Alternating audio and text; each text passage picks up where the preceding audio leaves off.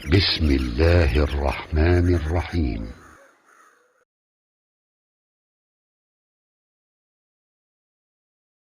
الحمد لله رب العالمين والصلاة والسلام على سيد الأنبياء والمرسلين وعلى آله وأصحابه أجمعين۔ خالق کائنات اللہ رب العزت جل جلالہ اپنے پاک کلام قرآن حکیم والفرقان حمید کی سورہ بقرہ آیت نمبر 194 میں ارشاد فرماتا ہے: الشہر الحرام بالشہر الحرام والحرمات قصاص فمن اعتدى علیکم فاعتدوا علیہ بمثل ما اعتدى علیکم واتقوا اللہ واعلموا ان اللہ مع المتقین۔ ارشاد فرمایا، حرمت والے مہینے کا بدلہ حرمت والا مہینہ ہے، اور حرمات ان کے اندر بھی بدلہ ہے۔ حرمات یعنی جو محترم اور ادب والی چیزیں ہیں، ان کے اندر بھی بدلہ ہے۔ والحرمات قصاص یعنی حرمات کے اندر بھی قصاص یعنی بدلہ ہے۔ جو شخص تم پر زیادتی کرے تو تم بھی اس پر اتنی ہی زیادتی کرو جتنی اس نے تم پر کی ہے۔ فمن اعتدى علیکم، تو جو شخص تم پر زیادتی کرے، فاعتدوا علیہ بمثل ما اعتدى علیکم، تو تم بھی اسی کی مثل یعنی اتنی مقدار ہی میں اس پر زیادتی کرو۔ واتقوا اللہ، اور اللہ سے ڈرتے رہو۔ واعلموا، اور جان لو، ان اللہ مع المتقین، اللہ ان کے ساتھ ہے جو اللہ سے ڈرنے والے ہیں۔ اللہ ان کے ساتھ ہے جو متقین ہیں، جو اللہ رب العزت سے ڈرنے والے ہیں۔ اب اس کا پس منظر کیا ہے اس آیت کریمہ کا، کہ حضرت سیدنا ابراہیم علیہ الصلاۃ والتسلیم کے زمانے مبارک سے یہ دستور چلا آ رہا تھا کہ لوگ جو دور دراز سے حج کے لیے آتے تو وہ ذی قعدہ، ذوالقعدہ، ذوالحجہ اور محرم کے مہینے میں آنے جانے کا سفر کرتے تھے۔ یہ 3 مہینے ذوالقعدہ اور ذوالحجہ اور محرم، ان میں آنے جانے کا سفر کرتے، اور رجب کے مہینے میں عمرے کے لیے سفر کرتے تھے۔ اس لیے ان مہینوں کو حرمت والے مہینے کہا جاتا ہے۔ حرمت فرمایا نا، الشہر الحرام بالشہر الحرام، حرمت والے مہینے کا بدلہ حرمت والا مہینہ ہے۔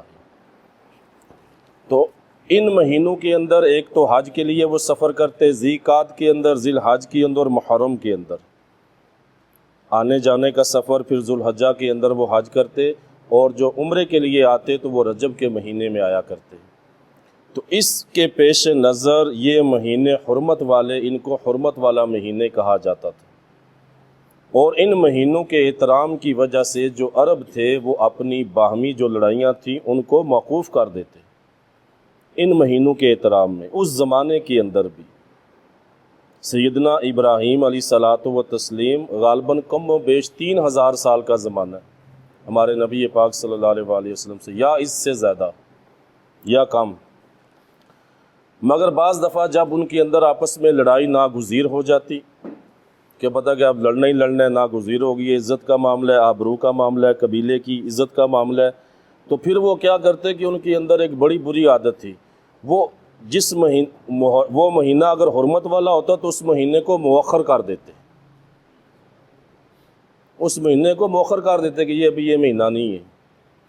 تو ان کے اندر یہ ایک بری صفت تھی، اور سفر کے مہینے کو وہ محرم کا مہینہ قرار دے کے اس کے اندر محرم میں جنگ کر لیتے اور کہتے کہ یہ سفر کا مہینہ ہے۔ تو یہ اس طرح کے معاملات کرتے تھے، اور اسی طرح وہ ان کے یہ معاملات چلتے آتے تھے، اور محرم کو وہ مؤخر کرتے رہتے تھے اپنی لڑائیوں کی وجہ سے۔ یہاں تک کہ جب نبی کریم صلی اللہ تعالیٰ علیہ وآلہ وسلم نے حجۃ الوداع آپ نے کیا تو محرم جو ہے وہ گم کر اپنی اصلی حالت اور اصلی مہینے میں آ چکا تھا۔ پھر اس کے بعد اسلام نے ان مہینوں کو مؤخر کرنا جو ہے نا وہ منع کر دیا، حرام کر دیا۔ قرآن حکیم کی سورہ توبہ کی آیت نمبر 37 میں ارشاد فرمایا انما النسیء زیادۃ فی الکفر، فرمایا مہینوں کو ہٹا کر آگے پیچھے کرنا تو کفر میں ایک اضافہ ہے، یعنی کفر کے اندر یہ ایک اور اضافہ ہے۔ مہینوں کو آگے پیچھے کر دینا، محرم کو سفر بنا دینا اور محرم کو مؤخر کرتے رہنا اپنی منشا کے لیے، تو فرمایا یہ کفر کے اندر معاملہ ہے۔ مطلب کیا کہ امن کے مہینوں کو اپنی جگہ سے ہٹا کر آگے پیچھے کر دینا کفر کے اندر ایک اور کافرانہ حرکت کا اضافہ ہے، تو اسلام نے اس سے منع کر دیا، یعنی یہ ان مہینوں کو، تو فرمایا حرمت والے مہینے کا بدلہ حرمت والا مہینہ، اس کی ڈیٹیل ابھی چل رہی ہے، آپ سمجھ جائیں گے آگے آگے۔ تو پہلے ان مہینوں کے اندر جو تھا وہ جہاد کرنا ممنوع تھا، لڑائی کرنا منع تھی، جس طرح ان مہینوں کی حرمت پہلے تھی مسلمانوں کے اندر بھی تھی ان مہینوں کی حرمت۔ مگر جب سورہ توبہ کی وہ مشہور آیت، آپ جو جانتے ہیں نا، سورہ آیت نمبر 5 اور آیت نمبر 36 نازل ہوئی، تو ان آیات نے پھر ان مہینوں کی حرمت کو منسوخ کر دیا۔ مطلب یہ کہ اب ان مہینوں کے اندر بھی جہاد ہو سکتا ہے، ان مہینوں کے اندر بھی جنگ ہو سکتی ہے۔ وہ آیت مبارکہ پہلے بھی سماعت کر چکے ہیں، سورہ توبہ کی آیت نمبر 5 فرمایا فَاقْتُلُوا الْمُشْرِكِينَ حَيْثُ وَجَدتُّمُوهُمْ، کہ تم مشرکین کو جہاں پاؤ انہیں قتل کرو، یعنی میدان جہاد کے اندر۔ تو اس آیہ مبارکہ نے پھر دوسری آیہ مبارکہ وہ فرمایا وَقَاتِلُوا الْمُشْرِكِينَ كَافَّةً كَمَا يُقَاتِلُونَكُمْ كَافَّةً وَاعْلَمُوا أَنَّ اللَّهَ مَعَ الْمُتَّقِينَ۔ یہاں بھی فرمایا کہ تم تمام مشرکین سے قتال کرو کہ جیسا کہ تم سب سے قتال کرتے ہیں، جیسا وہ تم سے لڑتے ہیں ویسے تم سب ان سے لڑو، اور یاد رکھو کہ اللہ متقین کے ساتھ ہے۔ اب سورہ توبہ کی آیت نمبر 36 کے اندر بھی ارشاد فرمایا وَاعْلَمُوا أَنَّ اللَّهَ مَعَ الْمُتَّقِينَ۔ اب اسی آیت کے اندر بھی سورہ بقرہ کی آیت نمبر 194 میں آخر میں فرمایا وَاعْلَمُوا أَنَّ اللَّهَ مَعَ الْمُتَّقِينَ، کہ اور یاد رکھو اور جان لو کہ اللہ رب العزت جل جلالہ جو ہے متقین کے ساتھ ہے، پرہیزگاروں کے ساتھ ہے۔ مطلب کیا کہ اللہ کی جو مدد ہے نا، اللہ رب العزت کی جو مدد ہے وہ اس صورت میں آئے گی تمہارے پاس کہ جب تم متقی ہوگے، اللہ سے ڈرنے والے ہوگے۔ وہ جنگ بدر کے اندر متقی تھے نا، متقین تھے، اللہ نے ان کی مدد فرشتے بھی نازل فرما دیے۔ اس کے بعد بھی کئی جنگیں ہوئیں، اللہ رب العزت مدد فرماتا رہا مسلمانوں کی کسی نہ کسی۔ پھر مسلمان جب اس چیز سے ہٹ گئے، تقوی سے ہٹ گئے، قرآن و سنت کو چھوڑ دیا، تو آج جو کنڈیشن ہے آپ کے سامنے، آج ہم گھروں میں بیٹھ کے جو اہل دل ہیں وہ روتے ہیں، کیا کریں پھر؟ یہ سلسلہ آگے چل رہا ہے، میں آپ کو بتاتا ہوں یہ کس وجہ سے ہمارا معاملہ آج ہم یہ جس وجہ سے آج ذلت کا شکار ہیں۔ تو یہاں بھی فرمایا وَاعْلَمُوا أَنَّ اللَّهَ مَعَ الْمُتَّقِينَ، کہ یاد رکھو اللہ متقین کے ساتھ ہے۔ اور اوپر بھی فرمایا کہ اللہ تعالیٰ جو اللہ سے ڈرنے والے ہیں اللہ ان کے ساتھ ہے۔ تو اب ان آیت مبارکہ کا نزول، اب اس کے اندر ایک اور بات سماعت فرما لیں کہ یہ جو بعض، جس طرح میں نے عرض کیا کہ یہ ان مہینوں کی حرمت منسوخ ہو چکی ہے، یعنی ان مہینوں کے اندر بھی جہاد کر سکتے ہیں، لیکن بعض علماء کہتے ہیں کہ ان مہینوں میں قتال کرنا منسوخ نہیں ہے۔ بعض کے نزدیک بعض علماء نے کہا کہ ان مہینوں کے اندر ابتداً قتال کرنا منسوخ نہیں ہوا بلکہ حرام ہے۔ بعض علماء کے نزدیک کہ یہ جو مہینے ہیں نا حرمت والے، البتہ ان کے اندر دفاعی جنگ کرنا جائز ہے، جس طرح پیچھے آپ سماعت کر چکے ہیں کہ جس طرح وہ اگر تم پہ حملہ کریں خانہ کعبہ کے اندر تو تم بھی حملہ کرو، شروع میں یہی حکم آیا تھا نا، پہلی آیت جو سورہ بقرہ کی جس کے اندر جہاد کا حکم دیا، پہلی آیت مبارکہ، اس کے اندر یہ نہیں تھے کہ تم حملہ کرو، فرمایا اگر تم سے جنگ کریں تو پھر تم جنگ کرو۔ یہ جگہ یہ جو ہے نا حرم ہے، اس حرم کے اندر کیا فرمایا تھا، یہ حرمت والا شہر ہے مکہ المکرمہ بیت اللہ، اس کے اندر کسی جانور کو ڈرانے تک کی بھی اجازت نہیں، تو قتل کرنے کی بھی اجازت نہیں۔ دیکھیں نا زمانے جاہلیت میں یہی ہوتا تھا، اگر کوئی قتل کر کے خانہ کعبہ میں آ جاتا، اس کی امان میں آ جاتا، تو دشمن سامنے ہوتا لیکن دشمن اس کو ہاتھ نہیں لگا سکتا تھا کیونکہ وہ حرم والی جگہ میں تھا۔ لیکن مسلمانوں کو اللہ رب العزت نے اجازت دی، فرمایا تم اگر اس جگہ چلے جاؤ، تمہارا سامنا ہو جائے، اگر وہ تم پر حملہ کریں تو پھر تم دفاعی جنگ کر سکتے، ان کو قتل کر سکتے۔ ان کا وبال حرمت کی جو خانہ کعبہ کی حرمت کا انہوں نے جو پامال کی ہے، اس کا وبال بھی نہیں کے سر پہ ہوگا، اگر وہ خون گرے گا تو اس کا گناہ بھی نہیں کے سر پر ہوگا، تمہارے نہیں ہوگا۔ تو پہلے وہ آیت کریمہ نازل ہوئی تھی۔ تو بعض علماء کہتے ہیں کہ بس وہ ابتداً ان مہینوں کے اندر قتال کرنا منسوخ نہیں ہوا، بدستور رہا، میں صرف اتنی اجازت ہے کہ دفاعی جنگ کر سکتے اگر حملہ کریں۔ لیکن صحیح رائے وہی ہے جو میں نے پہلے آپ سے عرض کی، وہ جمہور علماء کرام کی رائے ہے۔ امت کے جو مشہور علماء ہیں، یعنی اتھنٹک علماء جو مین علماء ہیں، ان کی یہی رائے ہے کہ یہ ان مہینوں کی حرمت منسوخ ہو چکی ہے، ان مہینوں کے اندر بھی جہاد کرنا درست ہے، کفار سے قتال کرنا درست ہے۔ اب ان آیت کا شان نزول کیا ہے کہ جب نبی کریم صلی اللہ علیہ وآلہ وسلم سن 7 ہجری میں آپ عمرہ کرنے کے لیے پہنچے تو مسلمانوں کو خدشہ ہوا کہ کفار عہد شکنی کریں گے۔ وہ پتہ نا وہ ہو چکا تھا، وعدہ معاہدہ ہو چکا تھا کہ دوبارہ ہم نے، تو مسلمانوں کو خدشہ ہوا یہ عہد شکنی کریں گے، اور حرم میں اور حرمت والے مہینے میں جنگ کرنے کو مسلمان بھی برا جانتے تھے، اگر انہوں نے عہد شکنی کی تو معاملہ خراب ہو جائے گا۔ تو اس پر اللہ رب العزت نے فرمایا کہ اس مہینے اور اس جگہ کی حرمت سب کے لیے یکساں ہے، جس طرح تمہارے لیے اسی طرح ان کے لیے بھی ہے۔ اگر وہ اس مہینے میں اور اس جگہ میں جنگ شروع کرتے ہیں تو تم بھی اپنے دفاع میں جنگ کرو۔ الشہر الحرام بشہر الحرام، حرمت والے مہینے کا بدلہ حرمت والا مہینہ، والحرمات قصاص، اور حرمات یعنی محترم اور ادب والی جو چیزیں ہیں ان کے اندر بھی بدلہ ہے۔ مطلب یہ کہ اگر ان مہینوں کے اندر وہ تمہارے ساتھ جنگ کریں تو تم بھی ان کے ساتھ کر سکتے ہو۔ حرمت والے مہینے کا بدلہ حرمت والے مہینے میں، محترم چیزوں کا بدلہ اسی کے اندر ہے کہ اگر وہ اس مہینے کے اندر جنگ کرتے ہیں تو فرمایا تم بھی اپنے دفاع میں جنگ کرو، اور انہوں نے تم کو جس قدر نقصان پہنچایا تم بھی ان سے اتنا ہی بدلہ لو۔ پھر فرمایا ان کا زیادتی کرنا ظلم ہے اور مسلمانوں کا بدلہ لینا یہ عدل ہے۔ یہاں اجازت مرحمت فرمائی، جس طرح کہ میں پہلے عرض کر چکا ہوں کہ یہاں پہ فرمایا ان کا زیادتی کرنا اس مہینے کے اندر، فرمایا یہ جو وہ ظلم ہے، اور مسلمانوں کا جوابی اقدام کرنا یہ جو ہے یہ مسلمان کا عدل ہے کہ وہ بدلہ لے رہے ہیں۔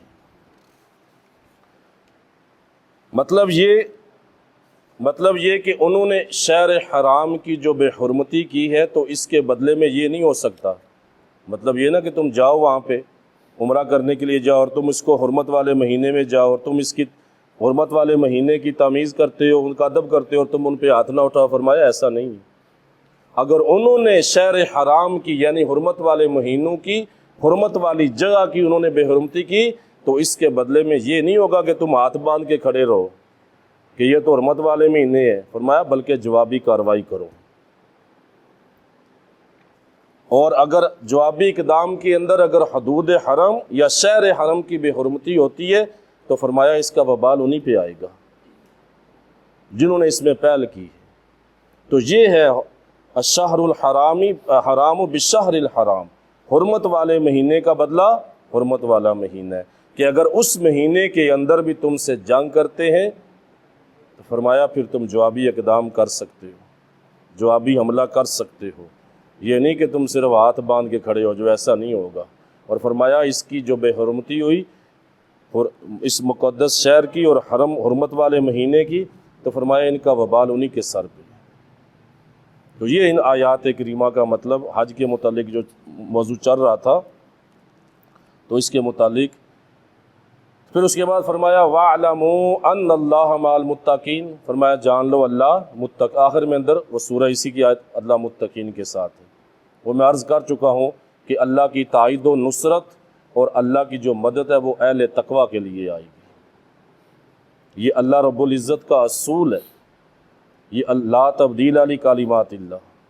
جنگ احد کے پس منظر میں وہ آیت کریمہ نازل ہوئی تھی، لیکن وہ اسلامی اصول ہے، وہ اس کا حکم عام ہے۔ فرمایا نا،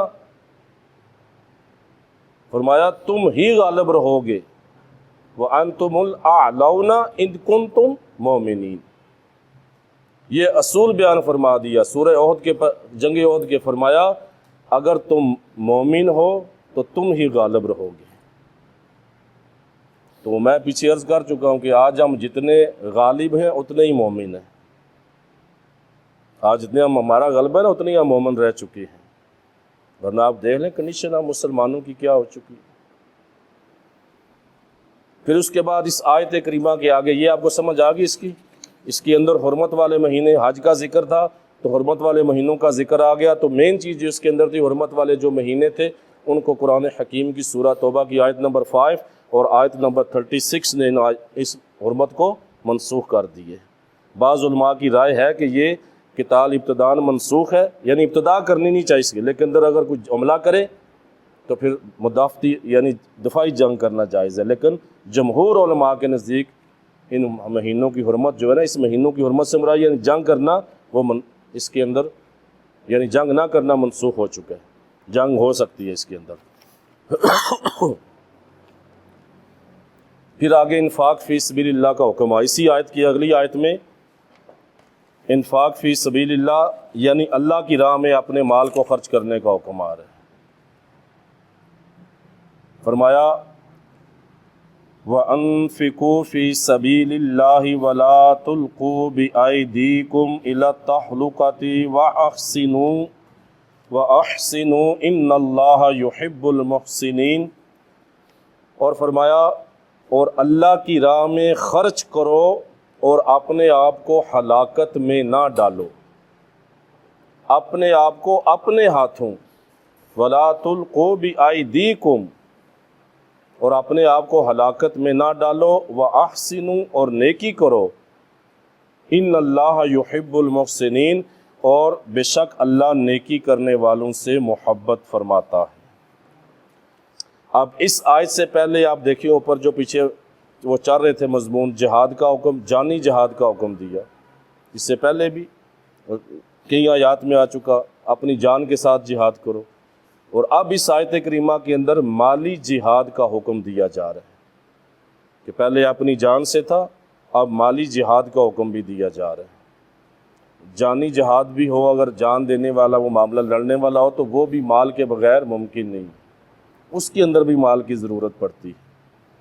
تو یہاں تخصیص کے ساتھ ارشاد فرمایا وَأَنفِقُوا فِي سَبِيلِ اللَّهِ، فرمایا اللہ کی راہ میں خرچ کرو اور اپنے آپ کو ہلاکت میں نہ ڈالو اپنے ہاتھوں۔ مطلب یہ کہ اللہ کی راہ میں خرچ نہ کرنا اپنے آپ کو ہلاکت میں ڈالنا ہے، اپنے آپ کو ہلاکت میں ڈالنا ہے۔ جس طرح وہ آیت البر پیچھے آپ سماعت کر چکے ہیں پچھلے لیکچر میں، جس میں اللہ رب العزت نے نیکی کی حقیقت کو بیان فرمایا تھا، تو وہاں پہ ایمان باللہ کے بعد کس چیز کو؟ انسانی ہمدردی کو ذکر کیا۔ انسانی ہمدردی کے بعد اس کے بعد جا کے نماز روزے کا ذکر ہوتا ہے۔ تو قرآن حکیم آپ دیکھیں اسلوب بیان اللہ رب العزت کا قرآن کے اندر، کہ انسانی ہمدردی کو جسے آپ حقوق العباد کہہ سکتے ہیں، سب سے زیادہ ذکر قرآن میں، عبادات سے زیادہ ذکر اسی کے، اور بہت زیادہ اہمیت ہے اسلام کے نزدیک اس کی۔ تو وہاں پر بھی آیت البر کے اندر بھی اللہ رب العزت نے انسانی ہمدردی کو عبادت پہ ترجیح دی، پہلے ذکر کیا، اور یہاں پہ بھی فرمایا جا رہا ہے اگر اللہ کی راہ میں خرچ کرو گے تو تمہارے لیے بہتر ہے، اگر نہیں کرو گے، مالی جہاد نہیں کرو گے، تو فرمایا تم اپنے آپ کو ہلاکت میں ڈال دو گے۔ اب اس آیت کریمہ کی کئی تفاسیر کی ہیں مفسرین نے، وہ چند تفاسیر میں آپ کے جو اصحاب رسول سے مرویہ میں آپ کے سامنے عرض کرتا ہوں، اس کے اندر چند تفاسیر۔ امام ابن جریر طبری رحمۃ اللہ تعالیٰ علیہ نے جامع البیان تفسیر القرآن میں جلد دوم صفحہ 119 کے اندر اس آیت کریمہ کے تحت چند اصحاب سے اس کی تفاسیر منقول کی ہے کہ اس کا مطلب کہ اپنے ہاتھوں کو ہلاکت میں ڈالنا۔ تو پہلے حضرت سیدنا ابن عباس رضی اللہ تعالیٰ عنہ نے اس آیت کی تفسیر کرتے ہوئے فرمایا کسی آدمی کا اللہ کی راہ میں قتل ہو جانا یہ ہلاکت نہیں ہے، بلکہ اللہ کی راہ میں مال خرچ نہ کرنا ہلاکت ہے۔ اللہ کی راہ میں قتل ہونا تو ہلاکت نہیں ہے، قرآن اس کی نفی کرتے نا، یا ایھا الذین آمنوا، کیا فرمایا، لا تقولوا لمن یقتل فی سبیل اللہ، کہ جو اللہ کے راستے میں مارے جائے مردہ مت کہو، تو وہ تو ہلاکت نہیں، وہ تو زندگی ہے، وہ تو ہمیشہ والی زندگی ہے نا، اور ایسی اس سے زندگی سے بڑھ کے کیا ہو سکتی ہے، سب سے اعلیٰ زندگی۔ تو آپ فرماتے ہیں اللہ کی راہ میں مال خرچ کرنا نہ ہلاکت ہے، اللہ کی راہ میں مرنا ہلاکت نہیں ہے۔ پھر اسی طرح اصحابی رسول حضرت سیدنا براء بن عازب رضی اللہ تعالیٰ عنہ نے فرمایا کسی شخص کا گناہ کرنا اور پھر اس کی مغفرت سے مایوس ہو کر توبہ نہ کرنا خود کو ہلاکت میں ڈالنا، یہ قول ہے ان کا اس کی آیت کی تفسیر کے تحت۔ مطلب یہ کہ کسی شخص کا گناہ کرنا پھر اللہ کی رحمت سے مایوس ہو جانا کہ اللہ مجھے معاف نہیں کرے گا، اور توبہ نہ کرنا، یہ اپنے آپ کو ہلاکت میں ڈالنا ہے۔ مسلمان اللہ کی رحمت سے مایوس نہیں ہوتا، اللہ کی رحمت سے مایوسی کفر ہے، کفر ہے اللہ کی رحمت سے مایوسی۔ تو گناہ ہو جائے تو اللہ کی رحمت سے مایوس نہیں، اللہ معاف کرنے والا ہے۔ خود اس کا فرمان ہے کہ شرک کے سوا سب گناہ بخش دوں گا جس کو چاہوں گا، اللہ کی مرضی پہ ہے نا، وہ اپنی مرضی اور اپنی مشیت بیان فرمائی کہ شرک کو نہیں بخشوں گا جس نے میرے ساتھ شرک کیا، فرمایا باقی جس گناہوں کو چاہوں گا اللہ کی مرضی پہ ہے، چاہوں گا معاف کر دوں گا، یہ اللہ کی مرضی اللہ کی مشیت ہے، جس پہ چاہے معاف کرے جس پہ چاہے سزا دے۔ تو تیسری تفسیر اس کی یہ ہے، حضرت سیدنا ابو ایوب انصاری رضی اللہ تعالیٰ عنہ، یہ وہ صحابی رسول ہیں جنہوں نے مسلمانوں کو عزت کا راستہ بتایا تھا، غلبے کا راستہ، عزت کا راستہ، یہ وہ صحابی ہیں۔ آپ اس آیت کی تفسیر فرماتے ہیں، کہتے ہیں کہ مسلمانوں کا اپنے اہل و عیال اور مال اور متاع کی دیکھ بھال میں مشغول ہونا اور اس شغل میں افراط کی وجہ سے جہاد کو ترک کر دینا اپنے آپ کو ہلاکت میں ڈالنا ہے۔ جہاد کو ترک، اللہ کی راہ میں لڑنے کو ترک کر دینا، فرمایا اپنے آپ کو ہلاکت میں ڈالنا ہے۔ مشغول کن میں ہونا؟ افراط، یعنی حد سے زیادہ اپنے اہل و عیال کے اندر، مال کے اندر، مال و متاع کی دیکھ بھال میں مشغول ہونا، اور افراط یعنی حد سے زیادہ مشغول ہو جانا۔ تو آپ فرماتے ہیں جہاد کو ترک کرنا، اپنے مال و متاع، اہل و عیال کے اندر اس شغل میں جو ان کی مشغول ہو جانا اور افراط کی وجہ سے اللہ کی راہ میں لڑنے کو ترک کر دینا، یہ ہلاکت میں ڈالنا ہے۔ اسی طرح بعض علماء نے کہا کہ اسلام کی تبلیغ کو ترک کر دینا، یہ اپنے آپ کو ہلاکت میں ڈالنا ہے۔ یہ اس آیت کی تفاسیر بیان کی جا رہی ہے۔ اسی طرح بعض نے کہا کہ حرام مال سے صدقہ کرنا یہ ہلاکت ہے۔ میں عرض کر چکا نا، حرام مال سے ثواب کی نیت سے صدقہ کرنے والا کافر ہو جائے گا، یہ پیچھے عرض کر چکا ہوں، شاید آپ نے وہ لیکچر ہوگا اس میں سن سکتے ہیں آپ جنہوں نے نہیں دیکھا۔ بڑا اہم ترین مسئلہ تھا کہ مال حرام سے صدقہ کرنے والا ثواب کی نیت سے اگر کرے گا تو کافر ہو جائے گا، کیونکہ اس نے اللہ کے حرام کو حلال جانا ہے کہ مجھے ثواب ملے گا اس پہ۔ اور جس طرح وہ فقیر کا بھی ذکر کر چکا ہوں میں کہ اگر کسی نے حرام مال کسی فقیر کو دیا، فقیر کو بھی پتہ ہے یہ حرام مال ہے، اس نے اس پہ دعا کی اور دوسرے نے آمین کی، تو دونوں کافر ہو جائیں گے۔ یہ مال حرام کو حلال سمجھنے کی طرف ایک رستہ ہے، اللہ کے حرام کو حلال جانا ہے، تو کفر اس وجہ سے ہے۔ تو یہ بعض نے کہا کہ حرام مال سے صدقہ کرنا یہ ہلاکت ہے، اور بعض علماء نے کہا ریاکاری یا احسان جتلا کر اپنی نیکیوں کو ضائع کرنا ہلاکت ہے۔ اب یہ تمام اقوال اپنی جگہ درست ہیں، یہ ہلاکت ضرور ہے، احسان جتلانا بھی ہلاکت ہے، نیکی کر کے احسان جتلانے والے کو تو اللہ نظر رحمت سے نہیں دیکھے گا نا کل، بہت بڑا گناہ ہے یہ بھی، اور دوسرے بھی، وہ تمام اقوال اپنی جگہ درست ہیں، مگر ان سب سے راجح ترین قول، قوی ترین قول، سب سے راجح ترین قول یہ ہے کہ جہاد کو ترک کرنا اور تبلیغ اسلام نہ کرنا خود کو ہلاکت میں ڈالنا ہے۔ اس آیت کریمہ کا صحیح ترین مفہوم، صحیح ترین تفسیر، راجح ترین تفسیر یہی ہے کہ اللہ کی راہ میں جہاد نہ کرنا۔ اور دیکھ لیں کہ آج امت مسلمہ جو ہر طرف سے دبی ہوئی ہے نا، آج فلسطین کے اندر، کشمیر کے اندر آؤ سسکیاں سنتے ہیں ہم، امت المسلمین تڑپتے ہیں عام مسلمان، لیکن حکمران ہے جو مسلمین کے ان کو پرواہ نہیں، ان کو نہیں پرواہ اس چیز کی، یا مجبوریاں، یا اس قدر ہم نیچے لگ چکے، یا خوف ہمارے دلوں میں بیٹھ چکا۔ تو آج امت مسلمہ جو ہر طرف سے دبی ہوئی ہے، اس کی وجہ یہی ہے کہ وہ صدیوں سے جہاد اور اسلام کی تبلیغ کو ترک کر چکی ہے، صدیوں پہلے ترک کر چکی ہے۔ امت کی راہبانیت جہاد کے اندر، امت کی عزت جہاد کے اندر، الہ کلمات اللہ کے اندر، اللہ کے نام کو بلند کرنے کے اندر، اللہ نے خود عزت اس کے اندر رکھی۔ آپ دیکھیں ہمارے مغلیہ خاندان جو ہندوستان میں اگر یہ جہاد کو ترک نہ کرتے، آخر میں یہی یہاں پہ آئے نا، تو آج ہندوستان میں بھی یا اور کہیں دنیا کہیں اس میں اسلام ہوتا۔ آپ دیکھیں پھر اسی طرح امام ترمذی نے ایک روایت کی، جس طرح وہ میں نے آخری روایت نکل کی تھی نا، عرض کی تھی حضرت سیدنا ابو ایوب انصاری کے حوالے سے کہ وہ مسلمانوں کو بتا رہے ہیں عزت کا مقام کیا ہے۔ امام ترمذی نے اپنی صحیح کے اندر اسلم ابی عمران سے یہ روایت کی ہے، وہ کہتے ہیں کہ جب ہم قسطنطنیہ یعنی استنبول، موجودہ استنبول جو ہے، جب ہم نے صحابہ کا زمانہ تھا، سیدنا ابو ایوب انصاری اس لشکر کے اندر موجود تھے، تو کہتے ہیں جب ہم نے قسطنطنیہ پہ حملہ کیا تو رومیوں کا بہت بڑا لشکر ہمارے مقابل آیا، لشکر جرار تھا، اور مسلمانوں کی فوج بھی آپ فرماتے ہیں کہ اس کے مقابلے میں ڈٹ گئی۔ یہ اسلم ابی عمران یہ راوی ہیں اس حدیث کے۔ تو آپ کہتے ہیں، وہ راوی کہتے ہیں کہ ایک مسلمان سپاہی نے تنے تنہا لشکر روم پر حملہ کر دیا اور ان کی صف میں گھس گیا، یعنی اکیلا جذبہ جہاد سے ان کی صف میں گھس گیا۔ تو لوگ بولنے لگے، لوگ بولے کہ سبحان اللہ، اس نے اپنے ہاتھوں اپنے آپ کو ہلاک کیا۔ لوگوں نے کہا اس نے اپنے آپ کو ہلاک کر دیا۔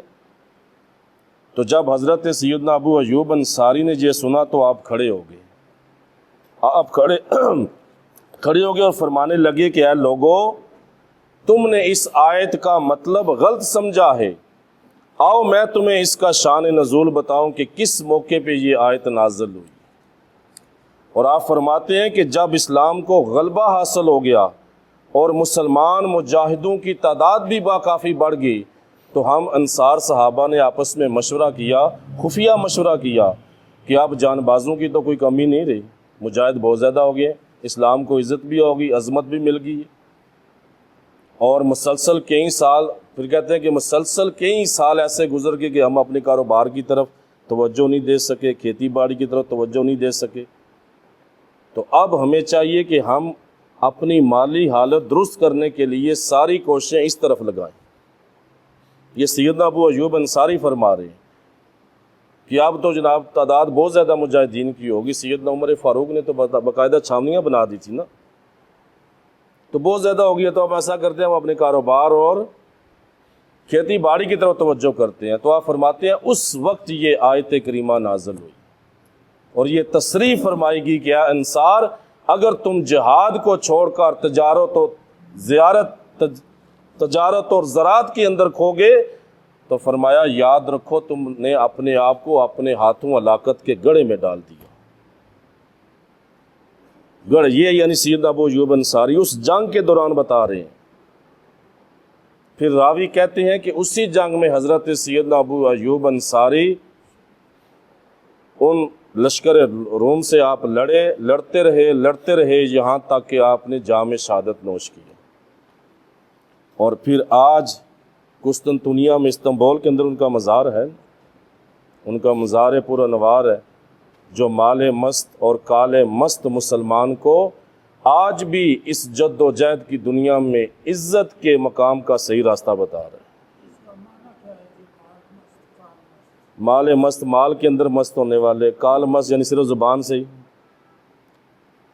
وہ کیا کہتے ہیں، وہ کردار کے وہ کہتے ہیں زبان کے صرف گفتار کے غازی، اپنی زبان سے کالے مست مال مست کالے مست، صرف اپنی گفتگو میں مست ہے نا، باتوں سے پہاڑ بنانے والے، اور مال مست مال کو گھمانے والے۔ تو جس کی وجہ سے بربادی ہوئی، جس کی وجہ سے یہ آج مسلمانوں کا زوال ہے۔ مسلمان کے لیے واحد راستہ جو تھا وہ جہاد کا، جس کے اندر عزت تھی۔ آپ دیکھیں آج بھی، آپ دیکھیں کتنی وہ لوگ کتنی حکمت عملی سے آج اسلام کی جڑوں کو کھوکھلا کر رہے ہیں، لیکن اسلام کو مٹا نہیں سکتے۔ یہ اللہ کا دین ہے، اللہ کے رسول کا دین ہے، اللہ کا پسندیدہ دین ہے۔ ہاں اللہ جس سے چاہے دین کی خدمت لے لے۔ آج مسلمان اگر بے راہ روی کا شکار ہیں تو اللہ کسی اور کو مسلمان کر کے دین کی خدمت لے لے گا۔ آپ دیکھیں نا وہ دور جو تاتاریوں کا دور تھا، ہلاکو خان کا دور تھا، بغداد کے اندر کیا کچھ کیا انہوں نے، مینار بنائے گئے کھوپڑیوں کے، درائے فرات خون سے سرخ ہو گیا، اتنا مسلمانوں کا خون بہا، اور 4 عالم جناب ان تاتاریوں کی وحشت اور بربریت بڑھ چکی تھی، اور یہ کہا جا رہا تھا کہ اب اسلام کا کیا بنے گا۔ تو اللہ رب العزت نے اسی کی نسل سے مسلمان کر دیا، وہی ہلاکو خان کا پوتا مسلمان ہوا۔ یہ تیمور لنگ جو ہندوستان کے اندر آیا، یہ مغلیہ خاندان، یہی وہ تاتاری خاندان تھے نا۔ تو اللہ جس سے چاہے دین کی خدمت لے لے۔ اللہ نے مسلمان کیا، اس کو وہ دین سیدھے راستے کی طرف آیا، اس نے دین کی خدمت کی، دشمن سے دین کا کام لے لیا۔ تو مسلمان اگر رائے راست پہ نہیں آئیں گے، اپنی اصل حقیقت کو نہیں پہچانیں گے، تو مسلمان کو عزت نہیں مل سکتی۔ میں نے عرض کیا نا، آج دیکھیں فلسطین کے اندر کیا ہو رہا ہے، کشمیر کے اندر کیا ہو رہا ہے۔ 57 مسلمان مسلم ممالک ہیں، لیکن پتہ نہیں کتنے لاکھ فوج، 50 لاکھ فوج تو بن جاتی ہے ان کی۔ اگر ہمت کریں تو بہت کچھ ہو سکتا ہے۔ بعض ہمارے امیر ممالک عرب ملک ایسے ہیں، صرف مالی طور پہ سپورٹ کر دیں تو بہت کچھ کیا جا سکتا ہے، لیکن وہ انہوں نے جناب زبانوں پہ بھی تالے ڈالے، آنکھوں پہ بھی تالے لگائے ہوئے، کانوں کو بھی تالے لگائے ہوئے کہ نہیں، نہ سننا، نہ دیکھنا، نہ بولنا۔ اور یہ زوال کی نشانی ہے۔ جب ایسا ہو جاتا ہے تو پھر اللہ کی مدد نہیں آتی۔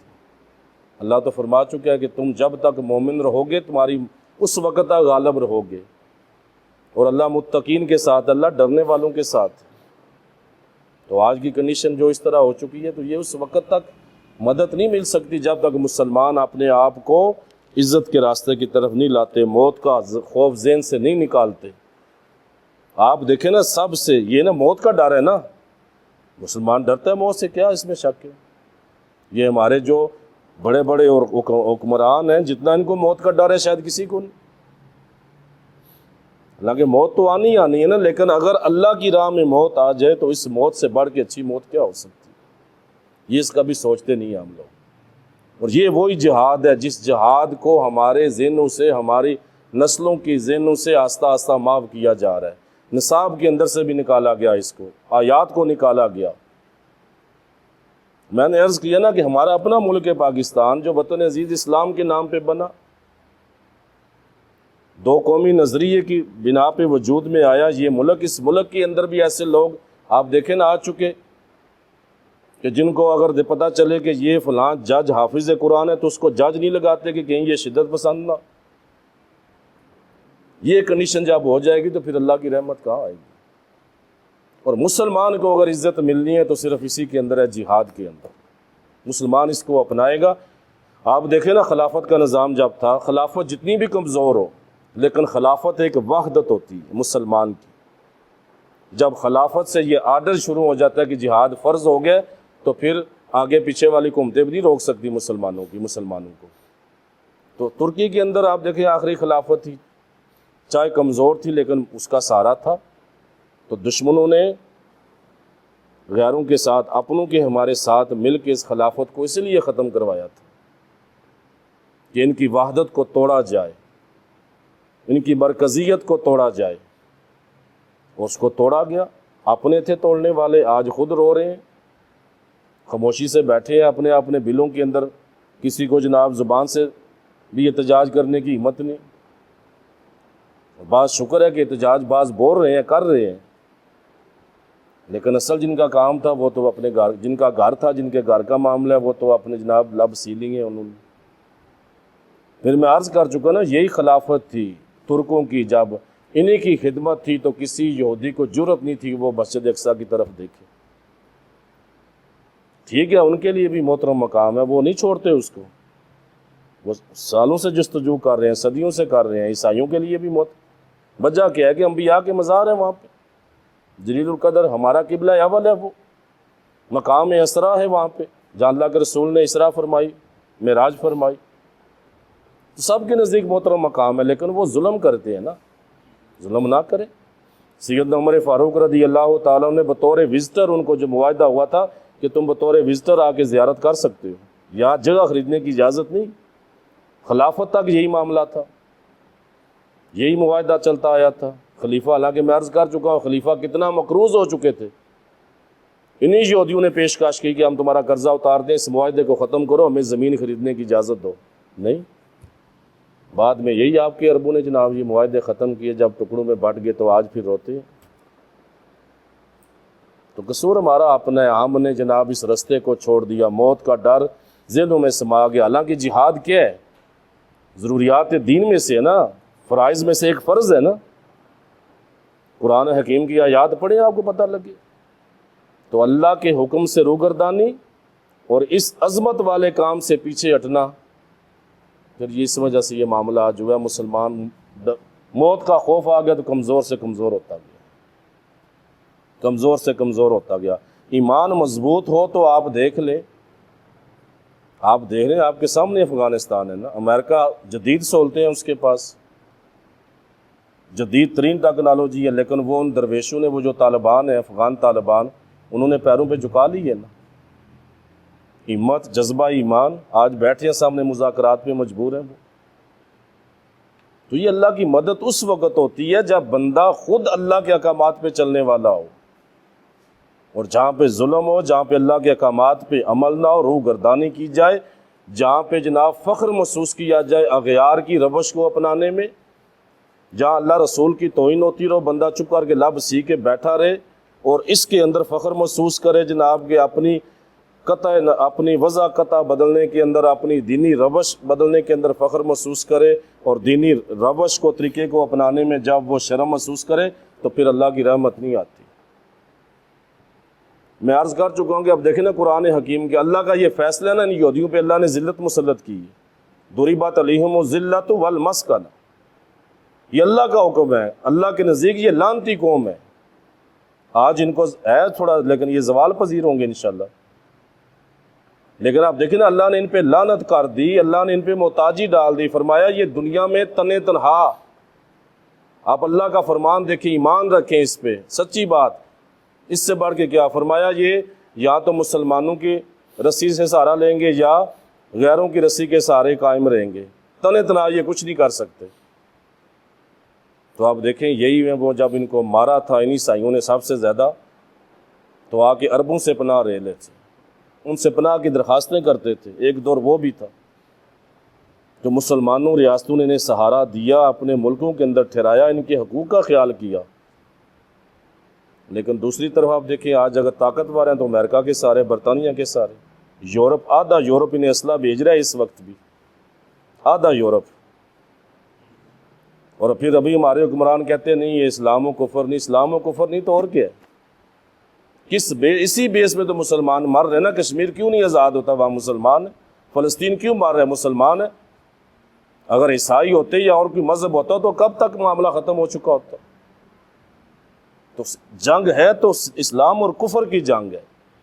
ہمارے حکمران اس کا نام لیتے ہوئے ڈرتے تھے کہ کہیں ہمیں، جناب وہ پہلے ماضی میں نام نہیں لیتے تھے، ابھی پھر کچھ نہ کچھ کیا جا رہا ہے، یا نام لے لیتے ہیں یا تھوڑی بہت کوشش ہو رہی ہے، لیکن پہلے تو ڈر تھا کہ کہیں ہمیں جناب شدت پسند نہ کوئی کہہ دے۔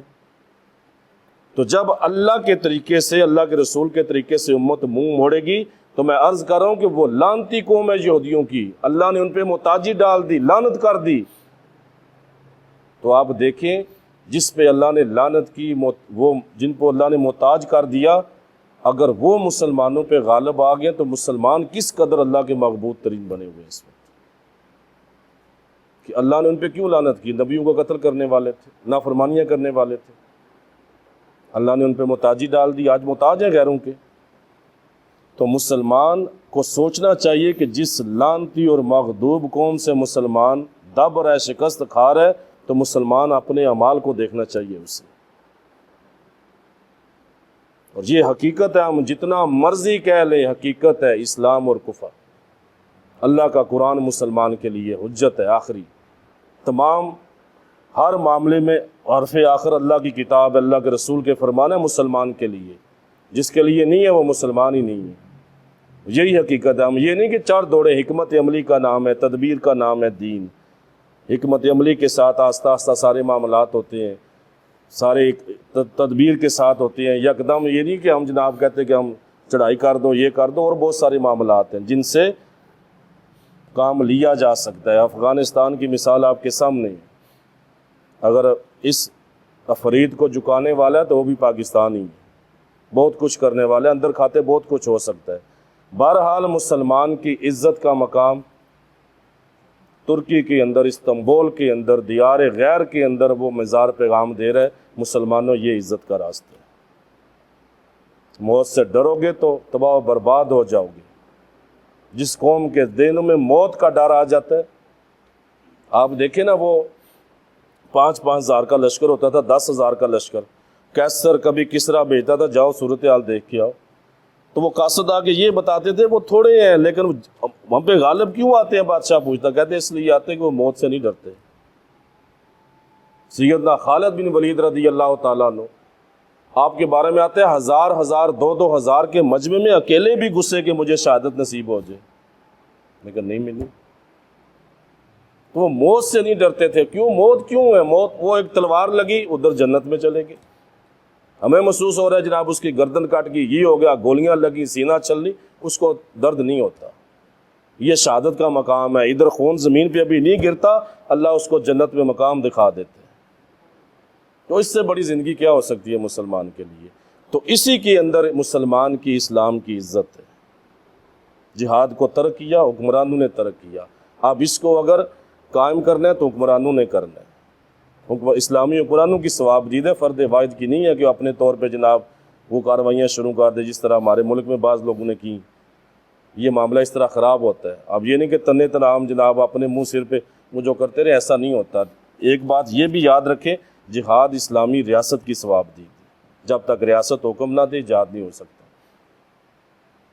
تنے تنا اپنے طور پہ قانون کسی کو ہاتھ میں لینے کی ضرورت نہیں کہ ہم جناب اپنے طور پہ نکل چلے۔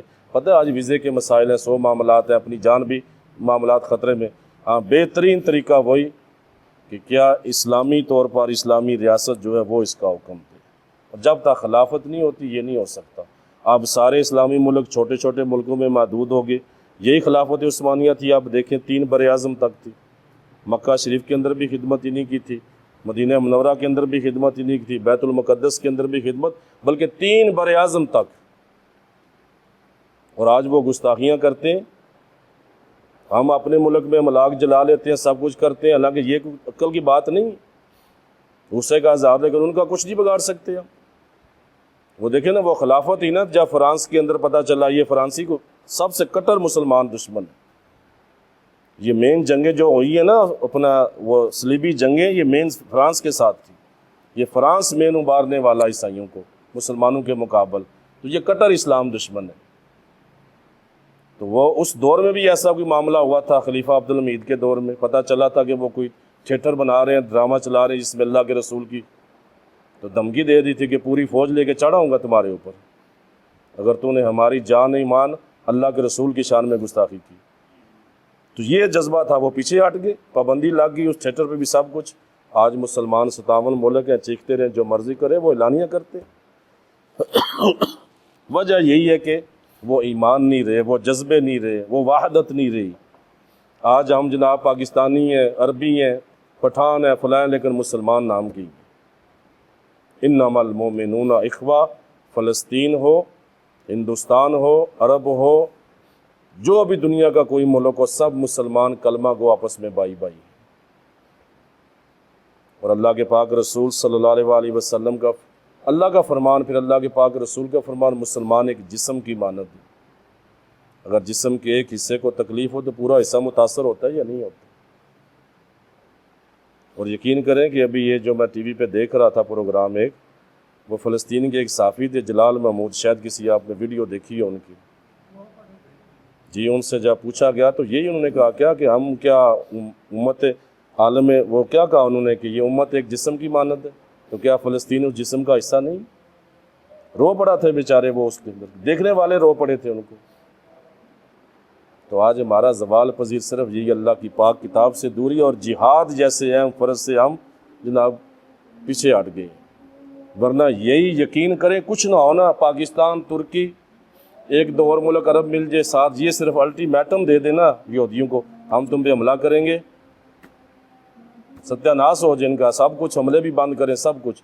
ابھی یہ کنڈیشن ہے، جدید ٹیکنالوجی ہے، جدید ترین نظام ہے ریڈار کا، لیکن بنکروں کے اندر جناب راتیں گزارتے ہیں، راکٹوں کا خوف ہے انہیں، ایئرپورٹ سنسان پڑے ہیں، سب کچھ گھر چھوڑ کے بنکروں کے اندر راتیں بسر کرتے ہیں۔ اور مسلمان دیکھیں وہ بے سر و سامانی کا عالم ہے، زخمیوں کو اٹھا بھی رہے ہیں تو سگریٹ کے ساتھ کش بھی لگاتے جا رہے ہیں، یعنی اتنا خوف نہیں ہے ان کو۔ تو یہ ایمان کی طاقت ہوتی ہے، لیکن جب یہ ایمان یکجا نہ ہوں اس وقت تک کیا فائدہ ہو سکتا ہے؟ تو میں وہ عرض کر رہا تھا کہ سیدنا ابو ایوب انصاری، ان کا مزار مسلمانوں کو پیغام دیتا ہے کہ مسلمانوں عزت کا یہ راستہ ہے، کہاں مدینہ المنورہ سے چلے اور کہاں کہ ان کا مزار بنا، جہاد کے لیے آئے تھے۔ آیت نمبر 196 میں ارشاد فرمایا وَأَتِمُّوا الْحَجَّ وَالْعُمْرَةَ لِلَّهِ فَإِنْ أُحْصِرْتُمْ فَمَا اسْتَيْسَرَ مِنَ الْهَدْيِ وَلَا تَحْلِقُوا رُؤُوسَكُمْ حَتَّى يَبْلُغَ الْهَدْيُ مَحِلَّهُ فَمَنْ كَانَ مِنْكُمْ مَرِيضًا أَوْ بِهِ أَذًى مِّن رَّأْسِهِ فَفِدْيَةٌ مِّن صِيَامٍ أَوْ صَدَقَةٍ أَوْ نُسُكٍ۔ ارشاد فرمایا اور حج اور عمرے کو اللہ کے لیے پورا کرو، پیچھے ذکر چل رہا تھا اس کا، تو مزید کچھ احکامات ابیر بیان کیے جا رہے ہیں۔ وَأَتِمُّوا پورا کرو الحج والعمرہ، عمرے اور حج کو للہ اللہ کے لیے، خاص اللہ کے لیے حج عمرے کو پورا کرو۔ پھر ان آیات کریمہ کے اندر اللہ رب العزت نے حج کے دو اہم ترین مسئلے بیان ارشاد فرمائے، دو مسئلے اس کے اندر ذکر کیے گئے آیت کریمہ کے اندر۔ پہلا مسئلہ کیا فرمایا فَإِنْ أُحْصِرْتُمْ فَمَا اسْتَيْسَرَ مِنَ الْهَدْيِ، یہ والا مسئلہ، اور دوسرا فَمَنْ كَانَ مِنْكُمْ مَرِيضًا أَوْ بِهِ أَذًى مِّن رَّأْسِهِ، یہ دو مسئلے اس کے اندر بیان کیے گئے ہیں۔ تو آپ تفصیل کے ساتھ اس آیت کریمہ کو سماعت فرما لیں، ترجمہ پہلے سماعت فرما لیں۔ ارشاد فرمایا حج اور عمرہ پورا کرو اللہ کے لیے، اللہ کے لیے حج عمرے کو پورا کرو۔ سو اگر تم کو فَإِنْ أُحْصِرْتُمْ، اگر تم کو روک دیا جائے حج اور عمرے سے، اس سے حج اور عمرے سے روک دیا جائے، فَمَا اسْتَيْسَرَ مِنَ الْهَدْيِ، تو تم جو قربانی تم کو حاصل ہو آسانی سے اس کو بھیج دو، آگے بھیج دو حرم کی طرف۔ فرمایا وَلَا تَحْلِقُوا رُؤُوسَكُمْ، اس وقت تک اپنے سروں کو نہ منڈواؤ، یہ حج کے مثال، کٹواؤ یا بال نہ منڈواؤ، سروں کو صاف نہ کرواؤ، جب تک حتیٰ یبلغ الہدی محلہ، جب تک قربانی اپنی جگہ یعنی حرم میں پہنچنا چاہے۔ یہ ایک مسئلہ بیان فرمایا، اس کی ڈیٹیل میں عرض کرتا ہوں۔ اور دوسرا آگے ترجمہ سے بات فرما رہے ہیں فَمَنْ كَانَ مِنْكُمْ مَرِيضًا، یہ دوسرا اہم ترین مسئلہ فرمایا اگر تم میں سے کوئی مریض ہو، حج کے لیے جا رہے ہیں مریض بن گئے، أَوْ بِهِ أَذًى، فرمایا یا اس کو اذیت کوئی پہنچی ہو، مِن رَأْسِهِ یعنی اس کے سر کے اندر کوئی اذیت ہو، اس کو سر میں تکلیف ہو، تو فرمایا فَفِدْيَةٌ مِّن صِيَامٍ، تو فرمایا تو اس کے بدلے وہ روزے رکھے، یا او صدقاتن، یا صدقہ دے، او نسکن، یا قربانی دے۔ یہ اللہ رب العزت کی طرف سے امت کے لیے آسانی، حج کے اندر بھی اتنا آسان کر دی۔ فرمایا اگر تمہیں روک دیے جاؤ، مطلب یہ کہ دشمن کا خوف ہے تمہیں، اس کی میں تشریح کرتا ہوں، ترجمے کی طرف دھیان دیں۔ فرمایا فَإِذَا أَمِنْتُمْ، اور فرمایا جب تم حالت امن میں ہو، فَمَنْ تَمَتَّعَ بِالْعُمْرَةِ إِلَى الْحَجِّ، اور فرمایا جب تم حالت امن میں ہو تو جو شخص حج کے ساتھ عمرہ بلائے، تمتع کہتے ہیں، تمتع حج کے ساتھ عمرہ ملانا، کرتے ہیں نا عمرہ، حج، تمتع اور قران، یہ قسمیں حج کی، میں وہ عرض کرتا ہوں آپ سے۔ تو تم میں سے تو مستیسر من الہدی، تو فرمایا تو وہ کیا کرے؟ تو جو شخص حج کے ساتھ عمرہ میں لائے اس کے لیے کہ وہ ایک قربانی کرے جس کو وہ آسانی کے ساتھ کر سکے۔ فمن لم یجد، فرمایا اگر وہ قربانی نہ پا سکے، نہ کرے تو کیا کرے؟ فصیام ثلاثۃ ایام فی الحج، تو فرمایا وہ ایام حج میں 3 روزے رکھے، 3 روزے ایام حج میں رکھے۔ وسبعۃ اذا رجعتم، اور فرمایا جب وہ واپس لوٹ آؤ، تم لوٹ آؤ، جب واپس لوٹ آؤ تو پھر بقیہ 7 روزے جو ہیں لوٹ کے واپس آ کے رکھو۔ تلک عشرۃ کاملۃ، فرمایا یہ کامل 10 روزے ہیں۔ 2 مسائل تھے، پھر فرمایا یہ حکم کس کے لیے؟ فرمایا ذالک لمن لم یکن اہلہ حاضر المسجد الحرام، فرمایا یہ اس کے لیے حج تمتع یا حج قران، فرمایا اس کے لیے جو مکہ کا رہنے والا یا جس کے اہل و عیال مکہ کے رہنے والے نہ ہوں، یہ اس کے لیے مکہ کے رہنے والا تمتع اور قران نہیں کر سکتا حج عمرہ اکٹھا، یہ میں اور آپ کر سکتے ہیں، یا مدینے والے یا باہر والے کر سکتے ہیں، حرم والے نہیں کر سکتے۔ یہاں تک کہ بندے کی اگر بیوی یا بچے حرم یا بندہ خود پاکستان میں یہاں سے وہاں جاتا ہے تو پھر بھی نہیں کر سکے گا۔ یا فرمایا نا اہلہ، اللہ نے فرمایا نا اہلہ، اس کے اہل اگر حرم کے ہیں، حاضر المسجد الحرامی، تو فرمایا جس کے اہل و عیال مسجد حرام کے رہنے والے فرمایا نہ ہوں، یہ اس کے لیے۔ واتقوا اللہ واعلموا ان اللہ شدید العقاب، اور اللہ تعالیٰ سے ڈرتے رہو اور جان لو کہ بے شک اللہ سخت عذاب دینے والا ہے۔ یہ آیت کریمہ، اس کے اندر 2 اہم ترین مسئلے جلدی میں آپ سے عرض کرتا ہوں۔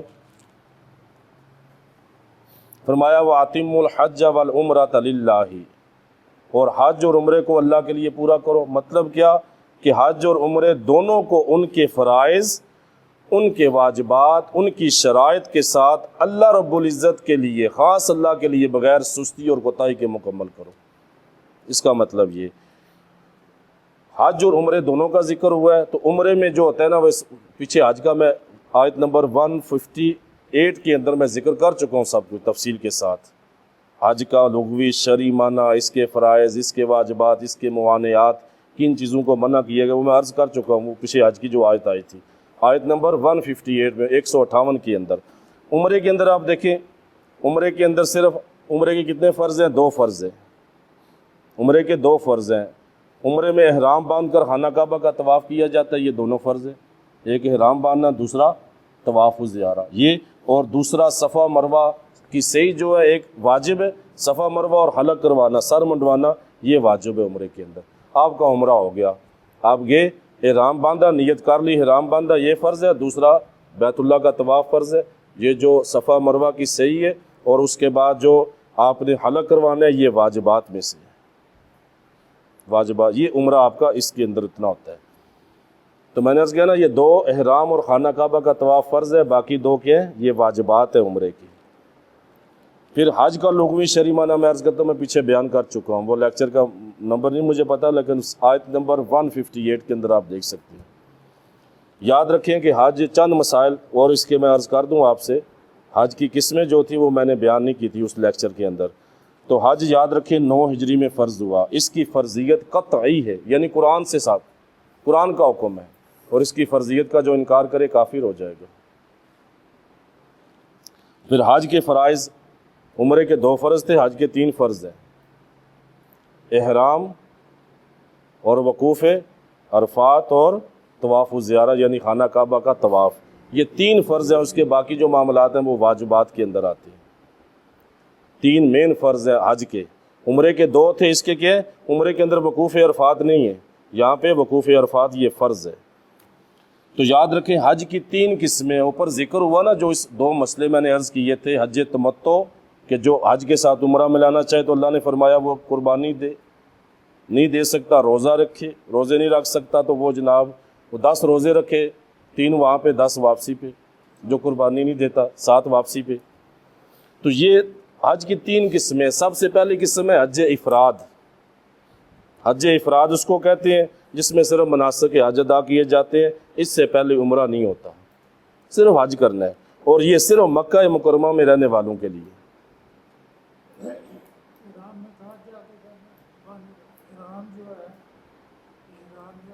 احرام عموماً یہیں سے باندھ لیا جائے ہمارا، کیونکہ ایئرپورٹ جدہ جو ہے نا یہ لم ہے ہمارا، وہ تو اندر والے ہیں ان کا، جی ان کا اپنا میقات ہے، جو مکہ کے رہنے والے ہیں حدود حرم کے اندر۔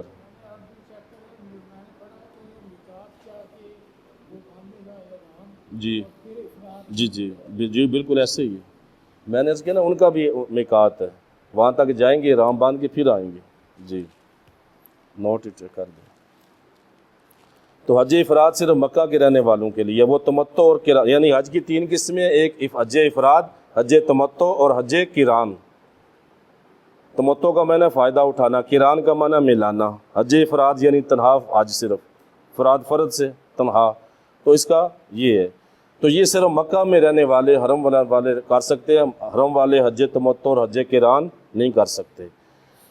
حج تمتع کیا ہے؟ حج تمتع کرنا ہے اپنے، حج تمتع جس کا ذکر آیا، تمتع تو ویسے لغوی معنی ہے، یہاں پہ فمن تمتع بالعمرۃ، اس کے اندر قران اور تمتع دونوں آ جاتے ہیں۔ قران بھی تمتع فائدہ اٹھانا ہے نا، مطلب جو فائدہ اٹھانا چاہے علیحدہ، لیکن وہ اسی کے اندر فائدہ اٹھانے کے اندر ہے۔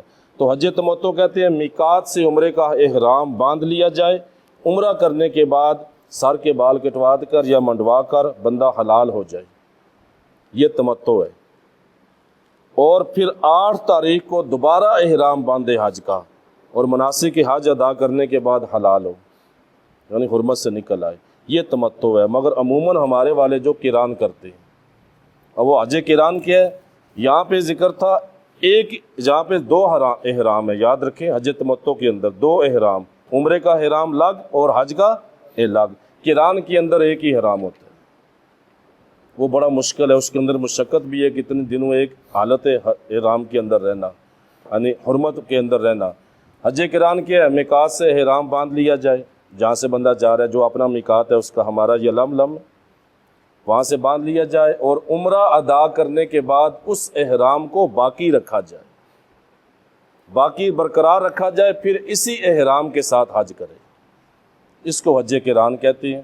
پھر اس کے بعد مناسک حج ادا کرنے کے بعد بال کٹوا یا منڈوا کر احرام کھول دے اپنا، یہ حج قران ہے، اور یہی مشکل ہے سب سے۔ اور جس طرح عرض کر چکا ہوں کہ حج تمتع اور قران یہ دونوں مکہ مکرمہ سے جو باہر والے ہیں ان کے لیے ہوگا۔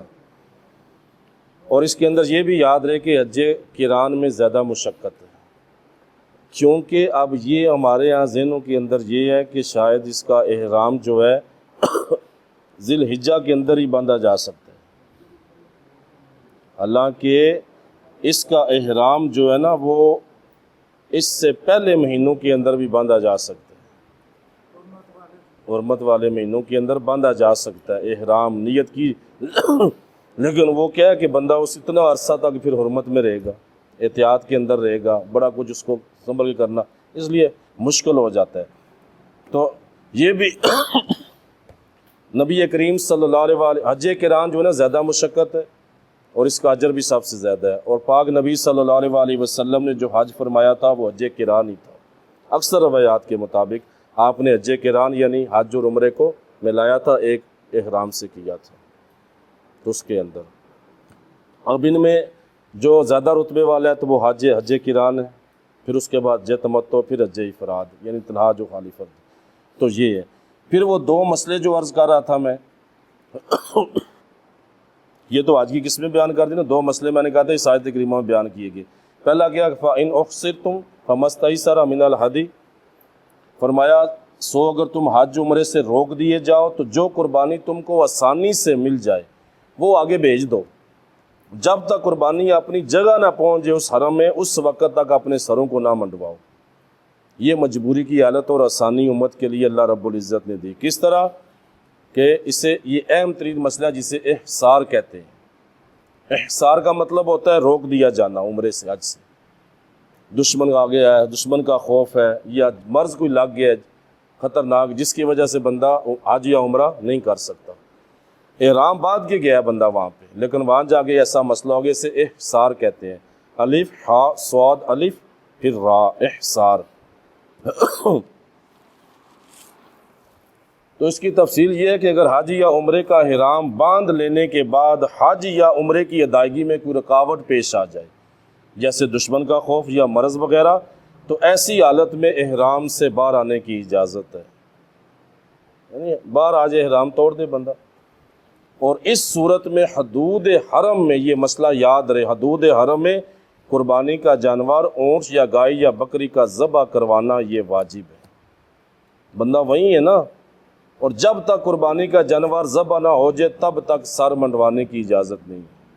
فرمایا نا وَلَا تَحْلِقُوا رُؤُوسَكُمْ حَتَّى يَبْلُغَ الْهَدْيُ مَحِلَّهُ، فرمایا اس وقت تک اپنے، جب تک قربانی اپنی جگہ محل پہ نہ پہنچے نا، لا تحلقوا، اپنے حلق نہیں کروا سکتے، رؤوسکم، اپنے سروں کا تم۔ تو یہ اللہ کی طرف سے پابندی ہے کہ ایسی کنڈیشن کے اندر کوئی بندہ گیا، آپ گئے ہیں وہاں، کوئی اللہ نہ کرے کوئی مسئلہ آ گیا ایسا، نہیں جا سکتے آگے، یا کوئی مرض ایسا لگ گیا پھر اب احرام میں نہیں رہ سکتے، حج نہیں کر، تو فرمایا وہیں پہ ٹھہرو، قربانی آگے بھیج دو، اور جب تک قربانی وہاں پہ حدود حرم میں ذبح نہ ہو جائے، فرمایا اس وقت تک تم سر نہیں منڈوا سکتے۔ اور دوسرا مسئلہ جو اس آیت کریمہ میں اگلی بس آئے فرمایا، ایک تو یہ تھا فَإِنْ أُحْصِرْتُمْ، دوسرا تھا فَمَنْ كَانَ مِنْكُمْ مَرِيضًا أَوْ بِهِ أَذًى مِنْ رَأْسِهِ فَفِدْيَةٌ مِنْ صِيَامٍ أَوْ صَدَقَةٍ أَوْ نُسُكٍ، فرمایا پس جو تم میں سے بیمار ہو یا اس کے سر میں کوئی تکلیف ہو، یا کوئی بیمار ہو اس کے سر میں کچھ تکلیف ہو، تو اس کے بدلے روزے رکھے یا صدقہ دے یا قربانی کرے۔ یہ احصار نہیں ہے، یہ مرض ہے، مرض کے اندر رخصت ہے۔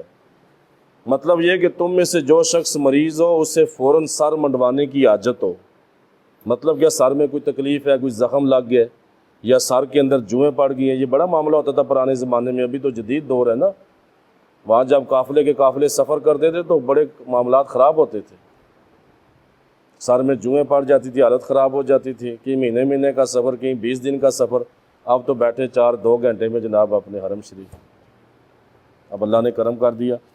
تو اس کنڈیشن کے اندر فرمایا تو اس کے لیے مینا پہنچنے، تو پھر اس کے لیے مینا پہنچنے اور قربانی کرنے تک سر منڈوانے کو موقوف کرنا ضروری نہیں ہے، کیونکہ سر منڈوانا کے آخر میں ہے نا، مینا پہنچ کے قربانی کر کے پھر سر منڈوائے۔ اگر ایسی کنڈیشن ہوگی تو فرمایا اس سے پہلے سر منڈوا سکتے ہو، زخم ہے یا کوئی جمعے ہے یا تکلیف میں ہو تو سر منڈوا سکتے ہو، مگر سر منڈوانے کے بعد اس پر فدیہ دینا یہ واجب ہوگا۔ فدیہ کیا ہے؟ یا قربانی کرے۔ اب اس کے اندر بھی یہ ثانی صرف ایک صورت نہیں رکھی قربانی کی، وہ دم کے اندر ہے، واجب چھوٹنے کے اندر صرف قربانی ہے۔ یہاں پہ کیا قربانی کرے یا 3 دن کے روزے رکھے، قربانی نہیں کر سکتا، فرمایا 3 دن کے روزے رکھ لو، فَفِدْيَةٌ مِّن صِيَامٍ أَوْ صَدَقَةٍ أَوْ نُسُكٍ، یا قربانی یا صدقہ یا 3 روزے، قربانی کرے یا 3 دن کے روزے رکھے یا 6 مسکینوں کو کھانا کھلائے، مگر یاد رکھے قربانی کو حرم میں ذبح کرنا ضروری ہے، اور باقی روزے رکھنا یا مسکینوں کو کھانا کھلانا یہ حرم کے اندر ضروری نہیں ہے۔ یہ اہم مسئلہ ہے، اور یہ مسئلہ صحیح بخاری شریف کی حدیث مبارکہ کے اندر موجود ہے، صحابہ کے ساتھ ایسا معاملہ ہوا تھا، اللہ کے رسول نے یہ حکم بھی دیا تھا۔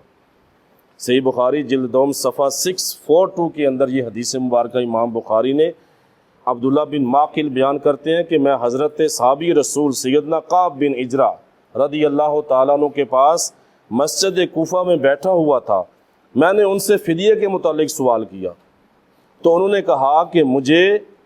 نے صحابی رسول نے کہا کہ مجھے اللہ کے رسول صلی اللہ علیہ وسلم کے پاس لے جایا گیا، اور میرا حال یہ تھا کہ میرے منہ پر جوئیں ٹپک رہی تھی، جوئیں گر رہی تھی، یعنی حج کا معاملہ وہ فدیہ۔ تو آپ صلی اللہ علیہ وسلم نے فرمایا میں تم پر کیسی مصیبت دیکھ رہا ہوں، کیا تمہارے پاس قربانی کے لیے بکری نہیں؟ تو وہ صحابی کہتے ہیں میں نے عرض کی نہیں یا رسول اللہ میرے پاس کچھ نہیں، فرمایا 3 دن کے روزے رکھ لو یا 6 مسکینوں کو کھانا کھلاؤ، ہر مسکین کو 2 کلو گندم طعام دو اور اپنا سر منڈوا دو، مینا پہنچنے سے پہلے، قربانی کرنے سے پہلے منڈوا دو۔ اس کنڈیشن کے اندر جب یہ کنڈیشن دیکھے نا آپ نے، مجبوری ہے۔ فرمایا آپ صحابی کہتے ہیں کہ یہ آیت خاص میرے متعلق نازل ہوئی، یہ آیت کریمہ، مگر یہ حکم تمہارے لیے بھی ہے، یعنی یہ عام حکم ہے، ہر مسلمان کے لیے عام حکم ہے۔ پھر اس کے بعد فرمایا تیسری کنڈیشن، فرمایا جب تم حالت امن میں ہو، پہلے تھے بیماری، دشمن کا خوف، کوئی رک گئے، دوسرا بیماری تھی، ایسی کنڈیشن سر کے اندر، اور تیسرا فرمایا فَإِذَا آمِنْتُمْ فمن تمتع بالعمرۃ الی الحج فما استیسر من الہدی فمن لم یجد فصیام ثلاثۃ ایام فی الحج وسبعۃ اذا رجعتم، وہ آخری آیت کریمہ کا آخری ٹکڑا جو آپ سماعت کر چکے ترجمہ جس کا، کہ فرمایا کہ جب تم حالت امن میں ہو تو جو شخص حج کے ساتھ عمرہ ملائے، حج کے ساتھ فائدہ اٹھائے نا، عمرہ بھی ملا رہے، ثواب زیادہ لے رہے، تو فرمایا تو وہ ایک قربانی کرے، وہ ایک قربانی کرے جس کو وہ آسانی کے ساتھ کر سکے، اور جو قربانی نہ کر سکے وہ 3 روزے ایام حج میں رکھے، اور جب 7 روزے فرمایا تم لوٹ آؤ تو اس وقت رکھو اپنے گھر، اور یہ کامل 10 روزے ہیں۔ اور فرمایا ذالک لمن لم یکن اہلہ، فرمایا یہ حکم حج تمتع کا حکم فرمایا اس شخص کے لیے جس کے اہل و عیال مسجد حرام مکہ مکرمہ کے رہنے والے نہ ہوں، یہ اس کے لیے آپ سماعت کر چکے۔ اور یہاں تمتع لغوی معنی کے اندر ہے، فائدہ اٹھانے کے اندر، یہ قران اور تمتع دونوں کو شامل ہے۔ لغوی معنی نا فائدہ اٹھانا، لیکن قران کو بھی شامل ہے اور تمتع کو بھی شامل ہے اس کے اندر۔ جو شخص تمتع اور قران کرے وہ شکریہ کی قربانی دے، بطور شکر ہے یہ، چونکہ یہ قربانی شکر کی ہے، جرمانے کی نہیں ہے، دم کی نہیں ہے، فدیہ نہیں، لہٰذا اس جانور سے خود بھی کھا سکتے ہیں اور ہر امیر غریب کو بھی دے سکتے ہیں۔ فی زمانہ نظام شاید بدل گیا، وہ سرکاری کھاتے کے اندر ہی ساری ہوتے ہیں جی۔ اور اس کے اندر یاد رہے کہ یہ قربانی بطور شکر ہے، بطور شکر ہے یہ قربانی، یہ حاجیوں والی عید الاضحیٰ کی قربانی نہیں ہے، کیونکہ یہاں سے جو جاتے ہیں مسافر ہوتے ہیں اور مسافروں پہ قربانی نہیں ہے، مسافر پہ قربانی نہیں ہے، نہ فقیر پہ قربانی ہے۔ حالت مسافرت کے اندر بندہ فقیر بھی ہو جاتا ہے، مسافر بھی ہوتا ہے، بعض ائمہ کے نزدیک مستحب ہے، شافعی حضرات کے نزدیک یا مالکی حضرات کے نزدیک، فقہ حنفی کے اندر جو ہے نا وہ قربانی نہیں ہے حاجیوں پہ۔ یہ جو قربانی کرتے ہیں یہ تمتع کی قربانی بطور شکر ہوتی ہے، بطور شکر کی جاتی ہے، بطور وجوب نہیں ہے یہ کہ وہ جناب حاجیوں پہ جو قربانی عید کی جو واجب ہوتی ہے ہم پہ، ان پہ نہیں ہے۔ فصیام ثلاثۃ ایام فی الحج، فرمایا 3 روزے ایام حج میں رکھے، اس سے مراد 1 شوال سے 9 ذی الحجہ تک، یہ آپ نوٹ کیجئے گا، 1 شوال سے 9 ذی الحجہ تک احرام باندھنے کے بعد اس درمیان میں جب چاہے رکھ لے، خواہ ایک ساتھ یا متفرق کر کے، بہتر یہ ہے کہ 7، 8، 9 ذی الحجہ کو رکھے۔ 1 شوال سے بھی ٹائم شروع ہو سکتا ہے، 1 شوال کو بھی احرام، شوال کے مہینے میں احرام اس مہینے میں باندھا جا سکتا ہے، لیکن احرام باندھ کے اپنے آپ کو مقید کرنا ہے، یہ بڑی جناب وہ ہمت کا کام ہے۔ اور یہاں پہ نوٹ کیجئے، یاد رکھیے کہ شوال، ذی قعدہ اور 10 تاریخیں ذی الحجہ کی، ان میں احرام حج کا احرام درست ہے، اس مہینے میں بھی، یہ شوال کا مہینہ، ذی قعد اس مہینے میں بھی، اور ذی الحجہ کی 10 تاریخیں وہ تو ویسے ایام حج آ جاتے ہیں۔ احرام اس میں باندھنا درست ہے، اپنے آپ کو محرم کرنا درست ہے۔ اگر کسی نے ان ایام سے پہلے بھی احرام باندھ لیا تو جائز ہے مگر مکروہ۔ آگے فرمایا آیت نمبر 197 میں دیکھیں، ارشاد فرمایا الحج اشہر معلومات فمن فرد فیہن الحج فلا رفث ولا فسوق ولا جدال فی الحج وما تفعلوا من خیر یعلمہ اللہ وتزودوا فإن خیر الزاد التقوی واتقون یا اولی الالباب۔ آخری آیت کریمہ، اس کی مختصر سی ڈیٹیل، اور اس کے اندر وہ جو میں نے اوپر ذکر کیا نا ذی قعد شوال کے، وہ جو شوال یہ ایام ہے، اس کے اندر احرام باندھنا درست ہے۔ ارشاد فرمایا الحج اشہر معلومات، فرمایا حج کے مہینے معروف ہیں۔ اب حج کے مہینوں کا ذکر ہو رہا ہے، حج کے مہینے معروف ہیں۔ فمن فرد فیہن الحج، فرمایا پس جو شخص اس مہینوں میں حج کی نیت کر کے حج کو لازم کر لے، حج کی نیت ہوتی ہے نا، جب احرام باندھ لیے تو حج کو لازم کر لیے، تو فرمایا کیا ہے اس کے لیے، فلا رفث، تو پھر وہ فحش باتیں نہ کرے، ولا فسوق، نہ کوئی گناہ کرے، جھگڑا کرے، ولا جدال، نہ کوئی جھگڑا کرے، فی الحج، حج کے اندر۔ اور فرمایا جو تم نے کہ وما تفعلوا من خیر، فرمایا جو بھی تم نیکی کرتے ہو اللہ اس کو جانتا ہے، اللہ کو اس کا علم ہے۔ اور سفر تزودو، زاد راہ تیار کرو، سفر خرچ تیار کرو، اور بہترین سفر خرچ تقویٰ ہے، یعنی سوال سے رکنا ہے، ہاتھ پھیلانے سے رکنا ہے۔ واتقونی یا اولی الالباب، اور فرمایا ہے عقل والو مجھ سے ڈرتے رہو، مجھ ہی سے ڈرتے رہو۔ اب اس آیت کریمہ کے اندر بھی حج کے ایام بتائے جائے، صرف 5-7 منٹ کے لیے آپ دیکھیے۔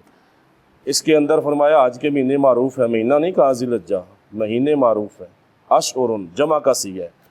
فرمایا اس مہینے میں جو احرام باندھ لے، نیت کر لے، شوال کے مہینے کون سے ہیں؟ اب دیکھیں حج کے معروف مہینے میں ایک شوال ہے، اس مہینے میں بھی اپنے آپ کو حج کی نیت کی جا سکتی ہے، محرم کیا جا سکتا ہے۔ دوسرا ذی القعدہ اور تیسرا ذی الحج کے 10 دن ہے، 3 مہینے ہیں نا، شوال، ذی القعدہ اور ذی الحج کے 10 مہینے۔ مگر اس میں یاد رہے محرم تو ہو سکتا ہے بندہ، احرام کی نیت تو کر سکتا ہے، مگر حج کے ارکان جو ہے نا، حج کے ارکان، فرائض و واجبات، وہ صرف 7ویں ذی الحجہ سے 12ویں تک ہی ادا ہوں گے۔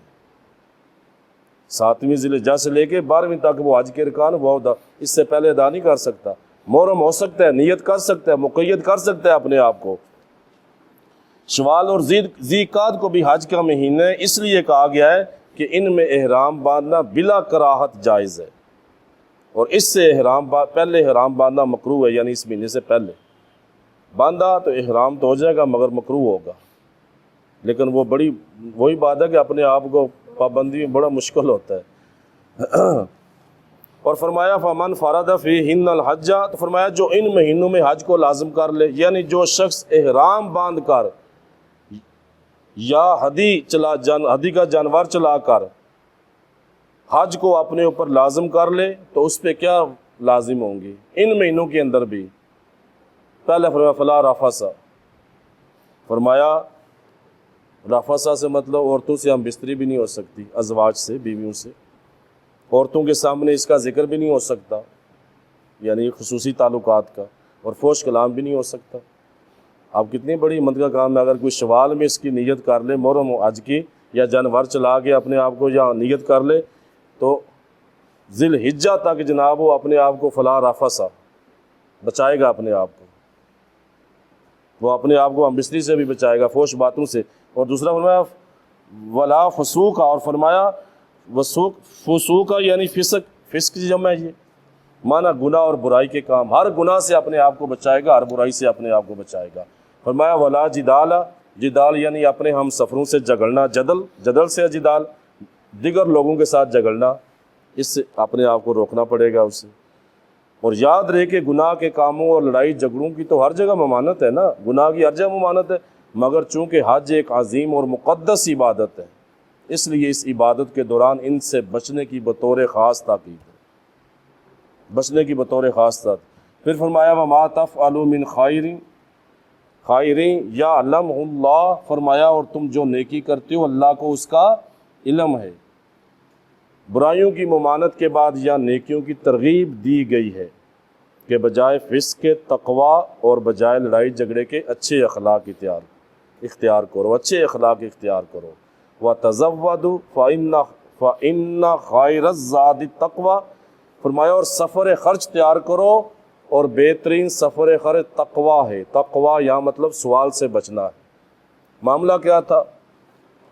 بعض مفسرین نے لکھا کہ بعض لوگ، یا بعض نے اور کچھ نے لکھا کہ یمن کے جو لوگ تھے جب آتے تھے تو وہ حج کے لیے نکلتے تو بغیر زاد راہ کے نکلتے تھے، کھانا پینا یا سفر کے، اور اپنے آپ کو متوکل یعنی توکل کرنے والا کہتے تھے۔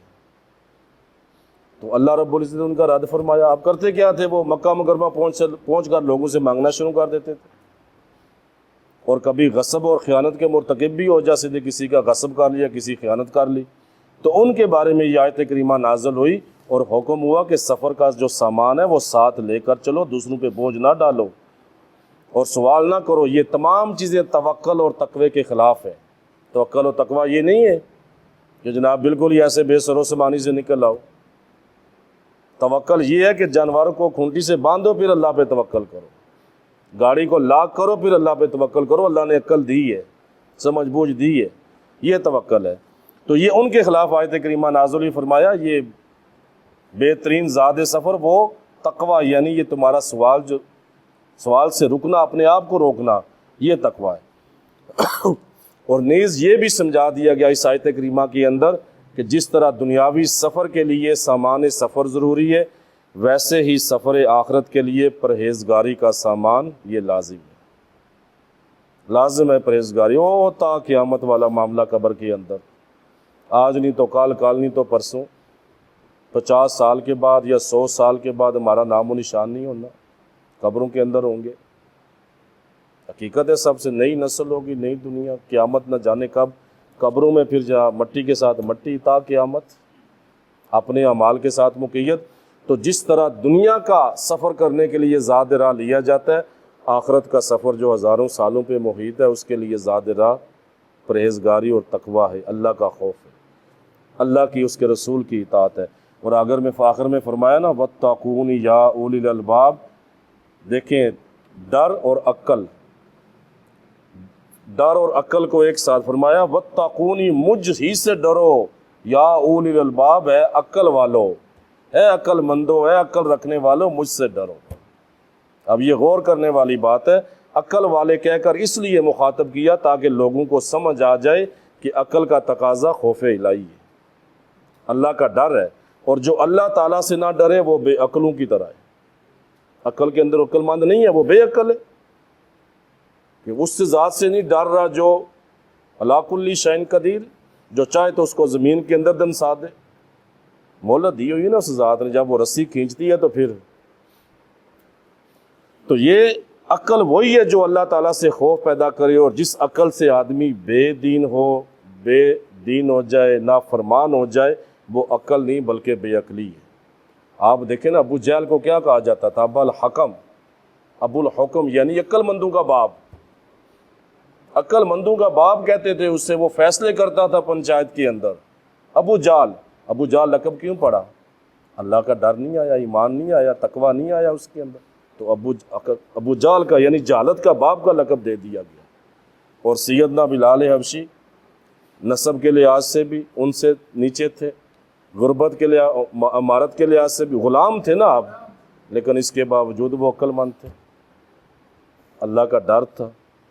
وہ جب آقا ان کو جسم پہ گوشت کاٹ وہ جلاتا تھا نا، احد احد احد، اللہ اللہ اللہ، تو وہ عقل مندی کا تقاضا اللہ کا ڈر ہے، اللہ کا خوف ہے۔